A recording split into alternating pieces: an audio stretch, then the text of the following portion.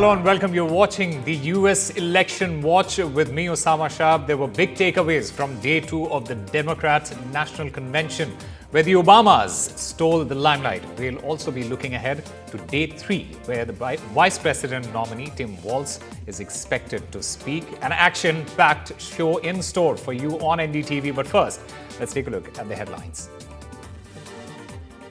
The Obamas steal the show on day two of DNC. Michelle Obama blasts Donald Trump over what she called ugly, misogynistic, racist lies. From yes, we can to yes, she can, Obamas passed the baton to Kamala Harris.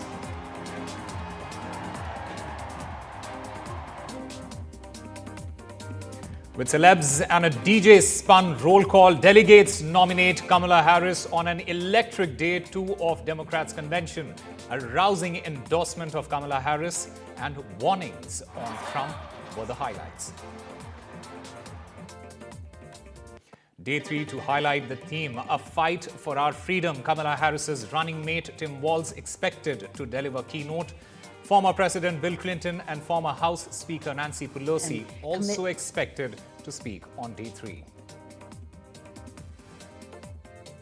And Donald Trump set to hold his first outdoor rally post-assassination bid. Trump is set to hold the rally in Pennsylvania with tight security.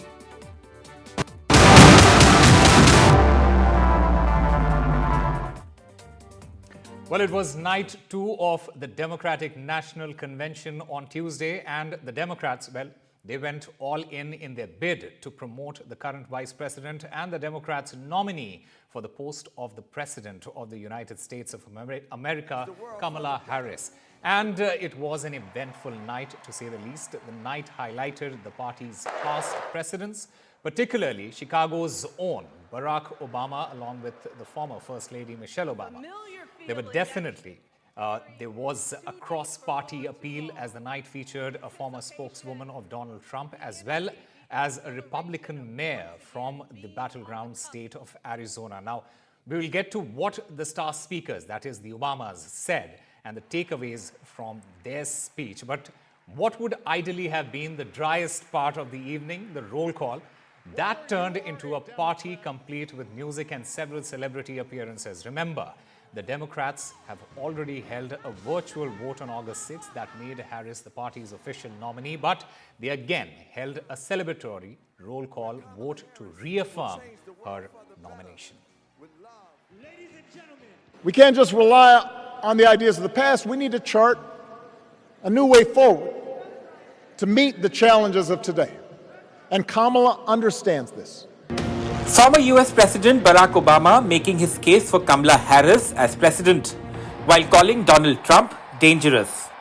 Bernie Sanders. The stage was used by Democratic Party veteran Bernie Sanders to list out a progressive agenda that he said Democrats must enact if Harris and Walz take the White House. At home right here, we must take on Big Pharma, Big Oil, Big Ag, Big Tech, and all the other corporate monopolists.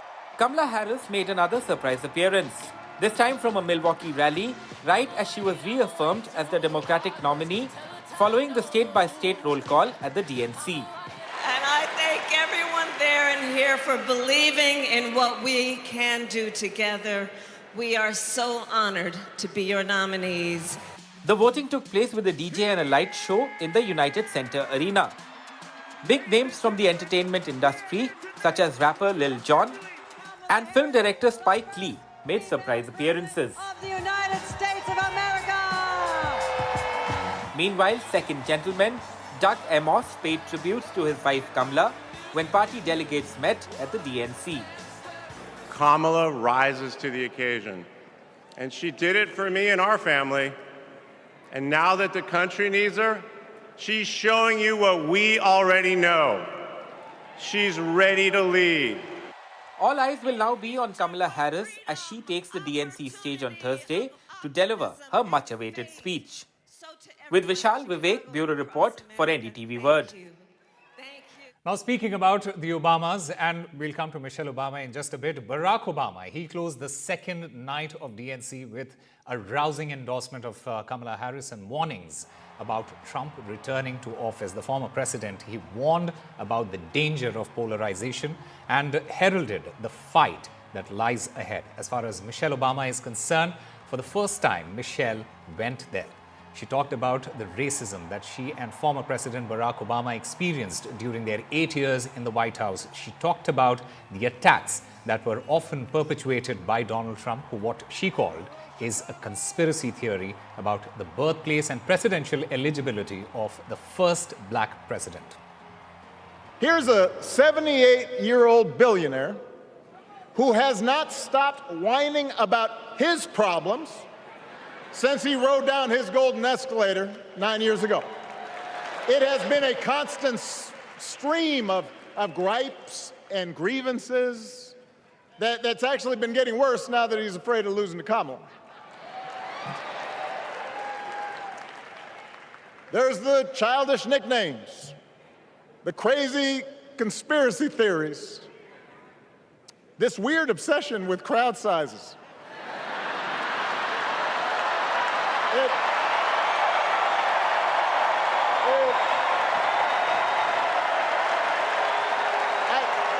It just goes on and on and on.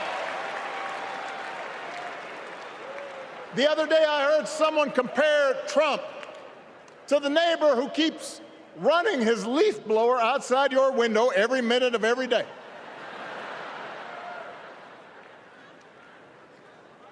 Now, from a neighbor, that's exhausting. From a president, it's just dangerous. America, hope is making a comeback.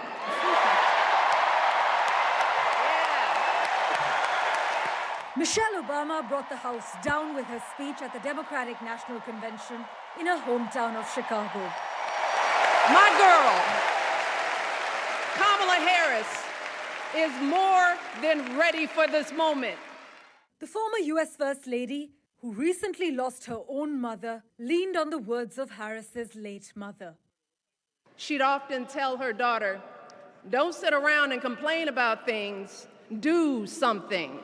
Do something became a battle cry for the Democrats in the audience as she rallied the crowd ahead of her husband's headlining speech. Michelle Obama also took several subtle jibes at Donald Trump and said that he did everything in his power to try to make people fear us. In fact, in a reference to Trump's much-derided comment about undocumented migrants taking black jobs, here's what the former First Lady said.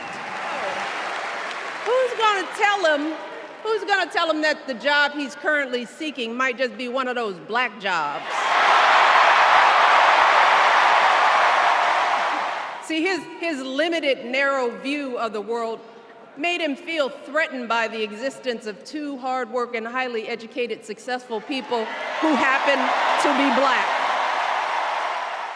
Michelle called Kamala one of the most qualified people ever to run for president, but she took another veiled swipe at Donald Trump and his insinuations that Kamala Harris and other Democrats were not real Americans. Kamala Harris is more than ready for this moment. She is one of the most qualified people ever to seek the office of the presidency. No one has a monopoly on what it means to be an American. No one. The former First Lady, upon her return to her hometown of Chicago, remains one of the most popular and powerful galvanizing voices in the Democratic Party, despite her long-standing dislike for highly partisan politics. But she has sought to energize fence-straddling Democrats to turn out in November in the speech, turning the phrase "do something" into a call and response chant. Parmeshwar Bava for NDTV. Now, something interesting is happening at the DNC, and that is the presence of a number of high-profile Republican speakers who were supporting Kamala Harris. There were prominent Republican voices echoing in the arena, including the former Trump White House press secretary, Stephanie Grisham, former Illinois U.S. Rep. Adam Kinzinger, and former Georgia Lieutenant Governor Jeff Duncan. Let's take a look at this report.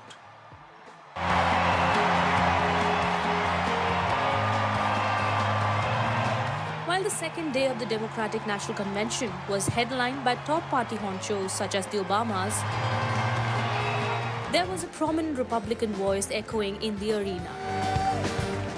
As former Trump White House Press Secretary Stephanie Grisham stepped onto the stage.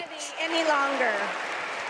Grisham said that she spent holidays with the Trump family, but now she's backing Kamala Harris, adding that Trump mocks his supporters behind closed doors and has no empathy, no morals, and no fidelity to the truth.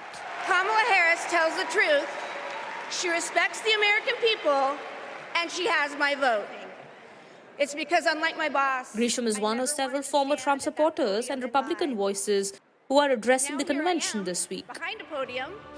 Former Trump White House National Security official Olivia Troy has spoken out against a former boss. Taking to Twitter earlier this month, Troy said that she may not agree with Kamala Harris on everything, but trust her to uphold the rule of law and provide steady leadership on the world stage. Some of the other prominent Republican names at the DNC are former Illinois U.S. Representative Adam Kinzinger and former Georgia Lieutenant Governor Geoff Duncan. Vishal Vivek for NDTV World. Well, staying on the theme, for the people, for our future, Wednesday will focus on the theme, a fight for our freedoms, where the Democrats, they are set to highlight how Kamala Harris will work to protect the freedom of all Americans, while at the same time portraying Donald Trump as a threat to those very same principles. Harris's running mate, Tim Walz, he is expected to deliver the keynote address where he officially accepts the vice presidential nomination. Former President Bill Clinton and former House Speaker Nancy Pelosi are also expected to be present at the convention. And to get us more on the takeaways and what should we expect from day 3, we're joined by Patsy Vidakuswara, White House Bureau Chief, Voice of America. Patsy, we saw the kind of reception that the Obamas got. What is the mood now among the Democrats after last night, and especially after what seemed like a rally call by the Obamas?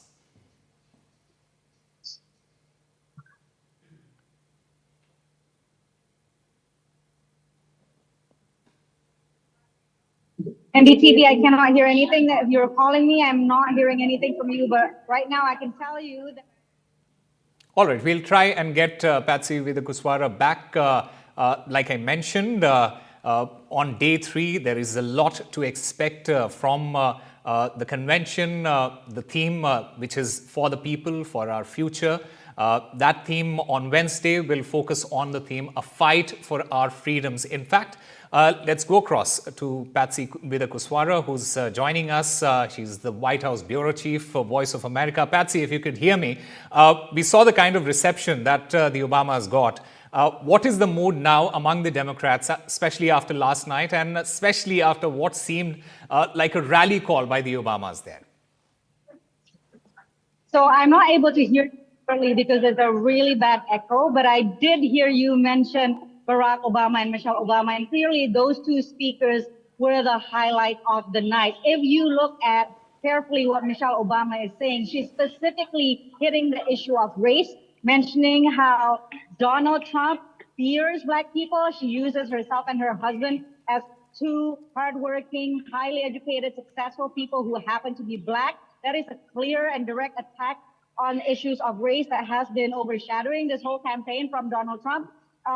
As well as Barack Obama kind of just like becoming this really effective attack dog on Donald Trump, mocking him for his whining, mocking him for being obsessed about crowd sizes, even at one point making, a joke that some people say refers to anatomy. So clearly those two speakers were the highlight of the night last night, making Democrats becoming more and more riled up and more enthusiastic for what is coming tonight, which is, some really big Democratic speakers, including Bill Clinton, that will be introducing some of the other speakers lining up towards Tim Walz, who is, of course, the vice presidential nominee for the Democratic Party. So if you can see the whole buildup of this week, it has been a theme of unity and continuity. So this is, of course, something starting from, Jason Carter, who is the family of Jimmy Carter, to Hillary Clinton, to the Obamas. You can see that there's continuity of leadership in the Democratic Party, all supporting Kamala Harris and Tim Walz. It's very different compared to the Republican National Convention last month, where it's largely Donald Trump and his family. So those are some key themes happening here in Chicago. Patsy, I would also like to understand what's going on the sidelines of the convention, especially we saw the shadow of Gaza. It's looming on the event as well. We saw protests and we saw arrests being made. How is this impacting the convention, these protests? And apart from the former... Certainly, the issue of Gaza is the one issue that is becoming a sort of, not a division among Democrats, but a source of disagreement. They are united on every other issue, whether it's gun control, abortion, supporting democracy and all of that. But on the issue of Gaza, there's this group of uncommitted delegates. There's only very few of them, 30 people, who are saying, look, the people outside who are protesting, they need to have their voices heard. And what they are asking to do is for the administration, a potential Harris administration, to change their policy on Gaza in terms of supporting Israel. They are pushing for an arms embargo or at least conditioning aid to Israel. Now, clearly, that is not going to happen. We have already seen the Democratic National Party lay out their party platform on Monday, which does not mention arms embargo. I've also spoken to the Harris campaign people. I've spoken to the Vice President's office saying, is Vice President Harris, should she become the next president, would she change any kind of policy from the Biden administration towards her administration on Gaza? And their answer is very clear. No, we are going to continue to support Israel. Now, I asked the delegates here, not just the uncommitted delegates, but also the other delegates who have declared themselves the ceasefire delegates. There's about 200 people who are saying that they want a ceasefire now, which is something that most of the 4,000 delegates here say they want. But these smaller group of people, they are also pushing for conditioning aid to Israel. I asked them, are they discouraged with the fact that this is not happening, at least not this week? And they are saying, no, they're not discouraged. They're hopeful. They know that this is a long-term movement. They're looking into the future, and they're going to keep the pressure on the Harris campaign and potentially the administration. All right, Patsy, thank you very much for joining us and getting us all those details and putting everything in perspective for our viewers there. Also, we are also joined by David Cay Johnston, the American journalist and author on the show here. My first question to you at this point is the fact that, with their speeches, both Obama's, they essentially handed over the baton to Kamala Harris, especially with the slogan, yes, she can. How crucial do you think such messaging will be for the Harris campaign there? Well, Barack and Michelle Obama are the best spokespeople the Democrats have. They're incredibly popular. If Michelle Obama wanted to run for president of the United States, I think it's pretty clear that she would be elected. So their absolutely strong endorsement of Kamala Harris will have a very powerful effect on the Democratic base. The real issue here in this election will be whether the Democrats can turn out enough votes in the 7 states that could go for either Kamala Harris or Donald Trump, because we don't elect presidents by popular vote. We elect them through the states in something we call the Electoral College. Right. David, Barack Obama, he often drew comparisons between himself and Kamala Harris there, saying kids with funny names do well in the United States. How do you think this will influence public opinion?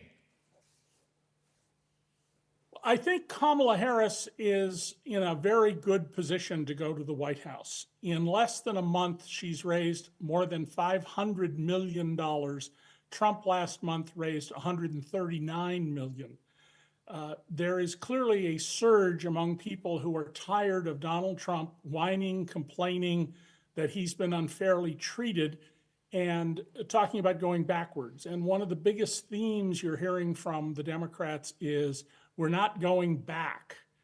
They want to go to a new future, and one which is based on optimism, solving problems, making all of us better off, and then attacking Trump, who has promised to take control of women's bodies in terms of reproductive health and give more tax cuts to America's billionaires and large corporations. And that's not a very selling argument right now. Absolutely. And lastly, it wasn't really expected, but then you never know in politics.